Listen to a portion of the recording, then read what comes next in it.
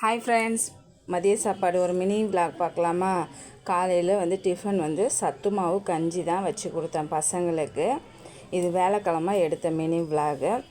Of டே தான் பசங்களுக்கு school, அதனால் சாப்பாடு கட்டுற வேலை கிடையாது. சாதம் ஒரு பக்கம் வெந்துட்டு இருந்தது.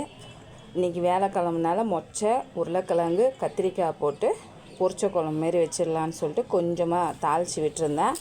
தேங்காய் மட்டும் கொஞ்சமாக ஊற்றிருக்கிறேன், நிறைய ஊற்றாமல்.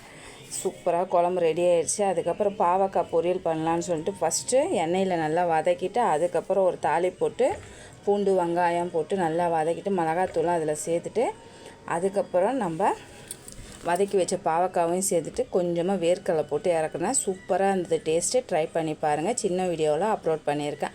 அவரைக்காய் பொரியலுக்கு தாளிப்பு போட்டு விட்டேன். நல்லா வெந்துட்ட பிறகு மிளகு, சீரகம், தேங்காய் துருவல் போட்டு மிக்ஸ் பண்ணி இறக்கியாச்சு. கொஞ்சமாக ரசம் வச்சாச்சு. இந்த வீடியோ பிடிச்சிருந்தா லைக் பண்ணி, ஷேர் பண்ணி, கமெண்ட் பண்ணுங்கள்.